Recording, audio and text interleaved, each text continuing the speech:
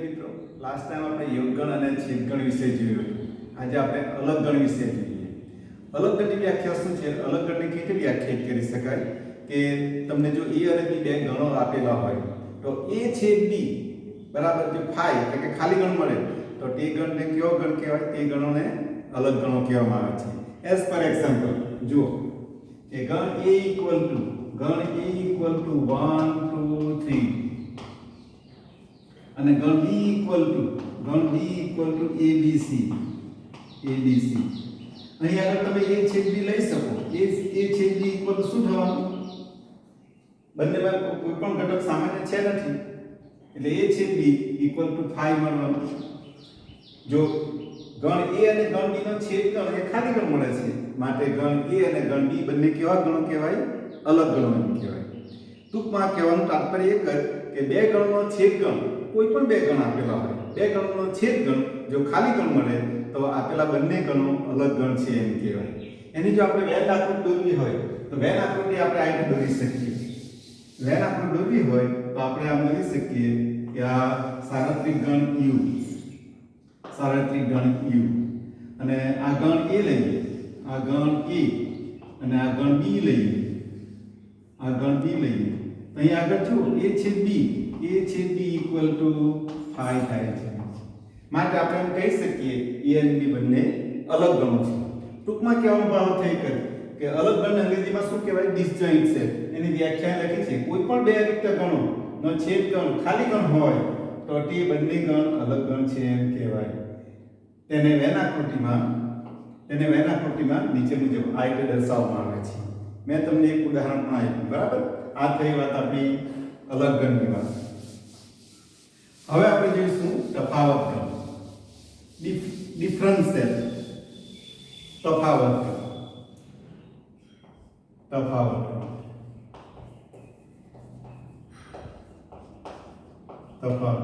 અને અંગ્રેજીમાં શું કહીશું? ડિફરન્શિયલ. ડિફરન્ટ નહીં, ડિફરન્સ, DIFFERENCE, ડિફરન્શિયલ. તફાવતની વ્યાખ્યા શું? તો ધારો કે a અને b બે ગણો આપેલા હોય તો ગણ a માં આવેલા હોય પણ ગણ b માં આવેલા ન હોય તેવા તમામ ઘટકોથી બનતા ગણને ગણ a અને ગણ b નો તફાવત ગણ કહેવામાં આવે છે. તેને સંકેતમાં a b વડે દર્શાવવામાં આવે છે. એનો જો આપણે ગણની પરિભાષામાં લખવું હોય તો a b ઇક્વલ ટુ છગડે કૌંસમાં x કે જ્યાં x belongs to a, x does not belongs to b થશે. મિત્રો અહીં એક વસ્તુ ખાસ યાદ રાખવાની, a b વાંચો આ રીતે a b માઈનસ એટલે તફાવત. એટલે તફાવતની વ્યાખ્યા શું કે જો a અને b બે રિક્ત ગણો હોય તો ગણ a માં આવેલા હોય પણ પરંતુ ગણ b માં ન આવેલા હોય એવા તમામ ઘટકોથી બનતા ગણને ગણ a અને ગણ b નો તફાવત ગણ કહેવામાં આવે છે. એટલે આપણે જો વ્યાખ્યા લખવી હોય તો અહીં લખી શકીએ જો a અને b બે રિક્ત ગણો છે, બે ગણો છે ગણ a માં આવેલા હોય અથવા તો આપણે આમ પણ લખી શકીએ કે ગણ b માં ન આવેલા હોય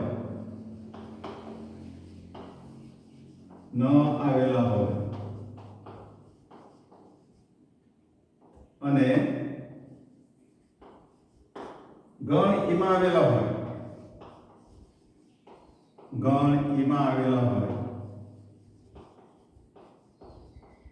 હોય તેવા તમામ ઘટકોના ગણને તેવા તમામ ઘટકોથી બનતા ઘટકોથી બનતા ગણને ગણ a અને ગણ b નો તફાવત ગણ કહે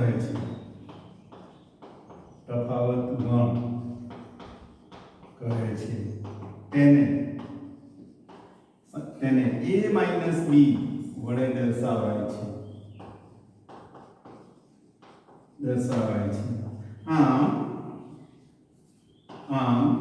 ગણની પરિભાષામાં a - b ઇક્વલ ટુ આપણે આમ લખી શકીએ કે x કે જ્યાં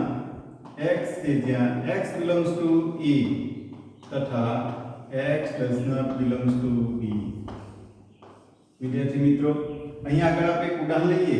ગણ a ઇક્વલ ટુ આપણે લઈએ 1 2 3 4 5 અને ગણ b ઇક્વલ ટુ 3 4 5. તો a - b કેવી રીતે શોધી શકાશે?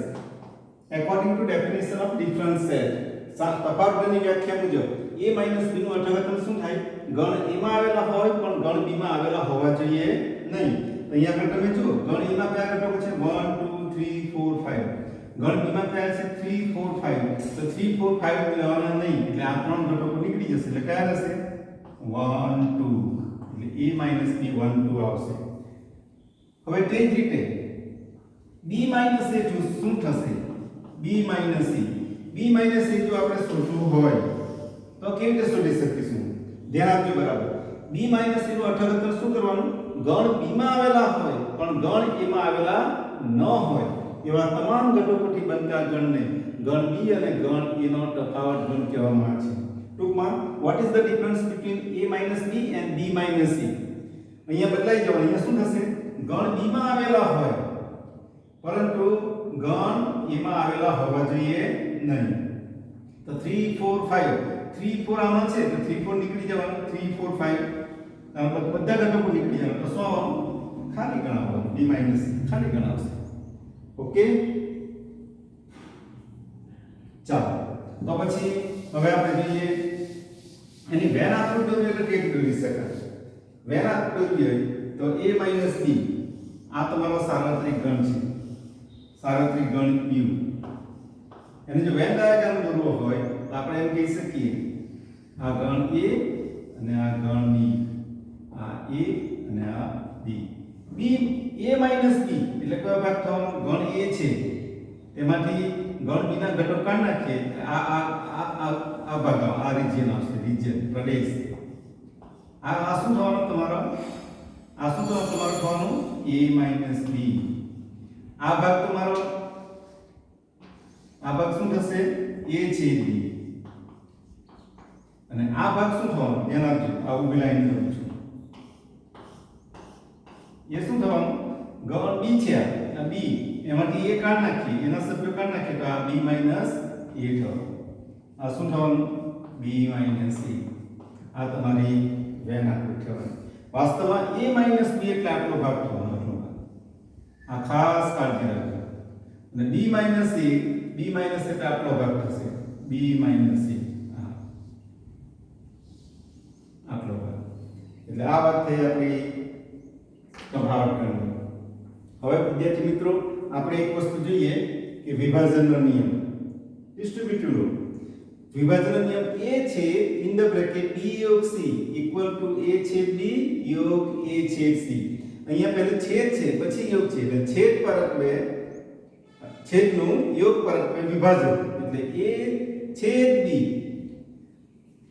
ચાલો આપણે એ પણ વિસ્તૃત સમજી લઈએ.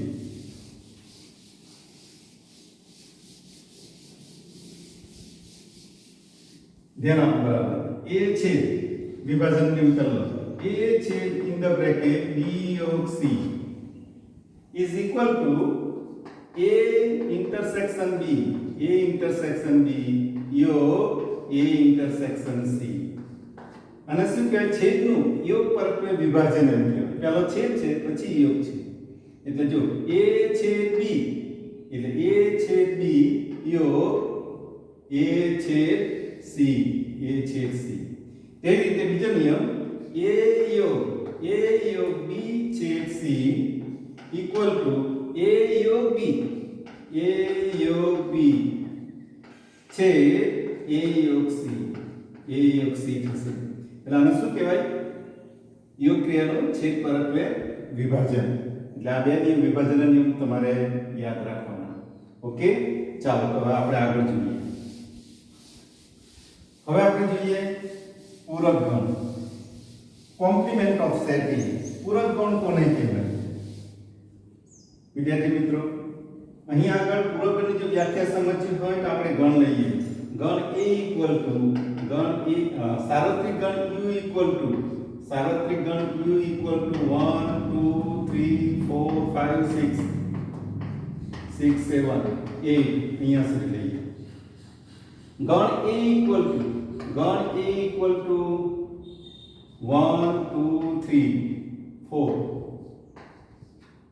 1 2 3 4. અહીંયા આગળ જો ગણ A ના બધા સભ્યો ગણ U માં સમાયેલા છે. એનો અર્થ એમ કહેવાય કે A ઉપગણ U. ગણ A એ સાર્વત્રિક ગણ U નો ઉપગણ છે એમ કહી શકાય. હવે જો આપણે પૂરક ગણની વ્યાખ્યા કોમ્પ્લિમેન્ટરી સેટ. પૂરક ગણ કોને કહેવાય કે સાર્વત્રિક ગણ U માં આવેલા હોય. જો U સાર્વત્રિક ગણ હોય, ગણ A એ U નો ઉપગણ હોય તો સાર્વત્રિક ગણ U માં આવેલા હોય પરંતુ ગણ A માં આવેલા ન હોય એવા તમામ ઘટકોથી બનતા ગણને શું કહેવાય? ગણ A નો પૂરક ગણ કહેવામાં આવે છે. પૂરક ગણને અંગ્રેજીમાં શું કહેવાય? Compliments of set, complimentary set. એટલે એને આપણે સંકેતમાં A' અથવા તો AC વડે દર્શાવીશું. ગણની પરિભાષામાં જો લખવું હોય તો A' કહેવાય. સામાન્ય રીતે આપણે A' નો ઉપયોગ કરીશું પણ કોઈ પર આપણને સંકેત આ રીતનો પણ આપવામાં આવે AC complimentary of set E. તો ગણની પરિભાષામાં કેવી રીતે લખાશે? x એ એવા સભ્યોનો ગણ છે કે જ્યાં x belongs to U સાર્વત્રિક ગણ U માં આવેલા હોય પરંતુ ગણ A માં આવેલા ન હોય. x does not belongs to E.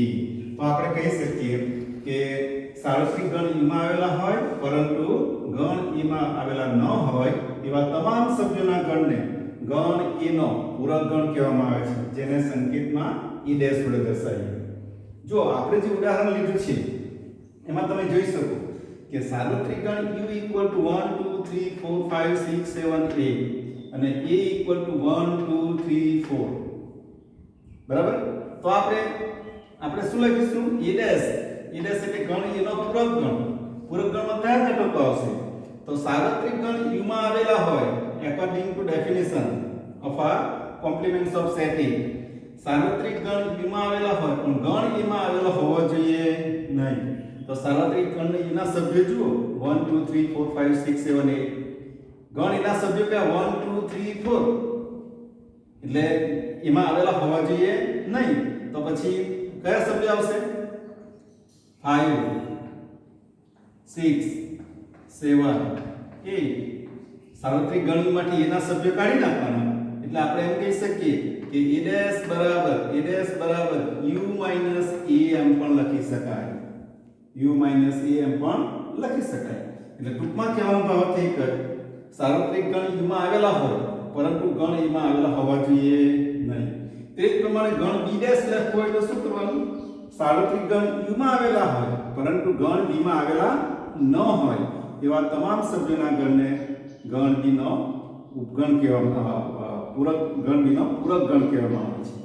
ચાલો આ વાત થઈ આપણી પૂરક ગણની. જો એને મારે વેન ડાયાગ્રામમાં દર્શાવવું હોય તો આપણે એમ લખી શકીએ. અહીંયા જો પૂરક ગણની વ્યાખ્યા જે આપી છે કોઈ અરિક્ત ગણ A belongs to power set of U. A belongs to power set of U. U એટલે ઉપગણનો ગણ. એનો ગણ A એ સાર્વત્રિક ગણ નો ઉપગણ છે. એ આપણે બોલીએ અને આ લખેલું બંને સરખું જ છે. માટે સાર્વત્રિક ગણ U માં હોય પરંતુ ગણ A માં ન હોય એવા તમામ સભ્યોથી બનતા ગણને ગણ A નો પૂરક ગણ કહે છે. તેને સંકેતમાં E' કે AC વડે દર્શાવવામાં આવે છે. ટૂંકમાં E' એટલે શું? ગણ A નો પૂરક ગણ. જો બોલો ત્યારે ખાસ કાળજી. ગુજરાતીમાં બોલો તો ગણ A નો પૂરક ગણ. ઇંગ્લિશમાં બોલો તો compliments of set E. English में बोलो तो ऊपर થી બોલવાનું, ગુજરાતી में बोलो तो નીચેથી બોલવાનું. E' ઇક્વલ ટુ છગડે કૌંસમાં x કે જ્યાં x belongs to U, x does not belongs to A. એટલે સાર્વત્રિક ગણ U માં આવેલા હોય પરંતુ ગણ E માં આવેલા ન હોય. એની વેન આખું દોરવી હોય તો અહીંયા ગણ E સાર્વત્રિક ગણ U છે. આપણે સાર્વત્રિક ગણ U ને આ ગણ A લીધો તો E' એટલે શું? ગણ E માં આવેલા ન હોય એ કાઢ નાખવાનું. એટલે આ સેડેડ લાઈન છે, સેડેડ રિજન છે. લાઈન દોરેલી છે ને આડી એ જે ભાગ થવાનો એ શું થવાનો? E' થવાનો. એટલે E' આમ લખ્યું છે. આની વાત થઈ પૂરક ગણની વાત. મેં ઉદાહરણ પણ એક લીધું છે, એ ઉદાહરણ પણ તમે સમજી શકો. એવા ઘણા બધા ઉદાહરણ લઈ શકો. હવે વિદ્યાર્થી મિત્રો, હવે આપણે જોઈએ આજે ઉદાહરણ લીધું એ દેશ આપણે શોધો સાર્વત્રિક ગણ લીધું છે. હવે આપણે પૂરક ગણના ગુણધર્મો જોઈએ.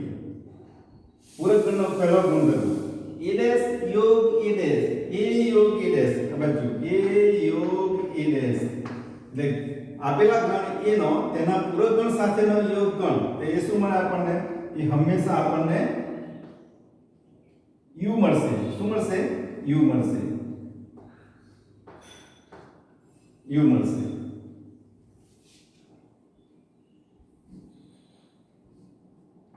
u મળશે. એટલે કોઈ પણ ગણનો તેના પૂરક ગણ સાથેનો યોગ ગણ એ સાર્વત્રિક ગણ u મળે. અને બીજું કે a છેદ a ડેશ એનો અર્થ શું કરવાનો? કોઈ પણ ગણનો તેના પૂરક ગણ સાથેનો છેદ ગણ એ હંમેશા phi મળે.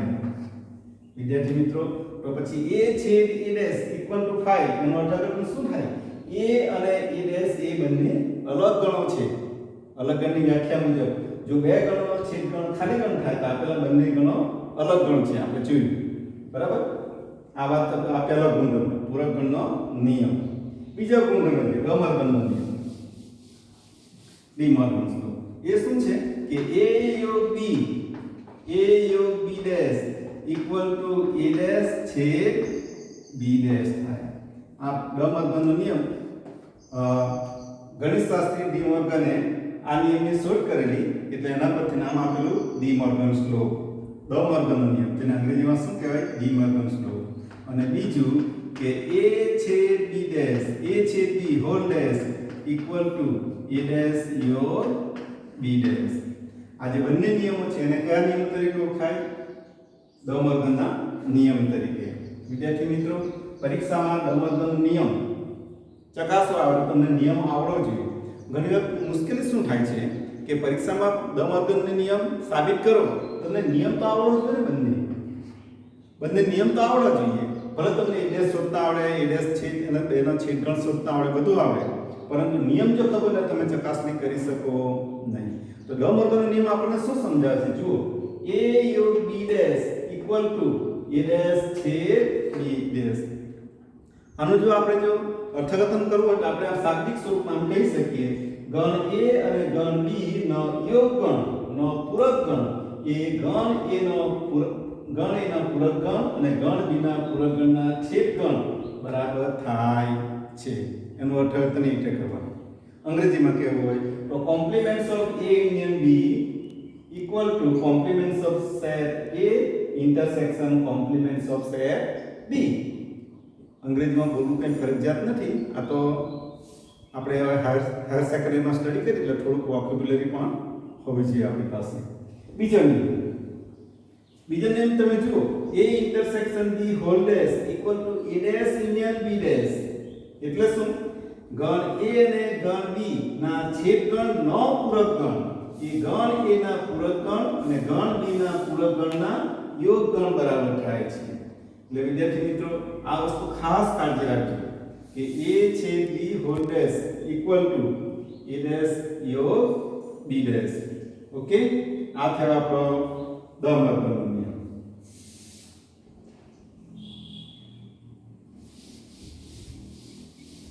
હવે વાત કરીએ દ્વિપૂરક ગણનો નિયમ. દ્વિપૂરક ગણનો નિયમ એટલે શું? એટલે આપણે આમ લખીએ a ડેશ નો dash equal to set e. ગણ a ના પૂરક ગણનો પૂરક ગણ એ ગણ એ પોતે જ છે. એ કેવી રીતે કહીએ? અને જો અંગ્રેજીમાં બોલવું તો આ રીતે બોલી શકાય compliments of set e equal to set e. એ કેવી રીતે આવે?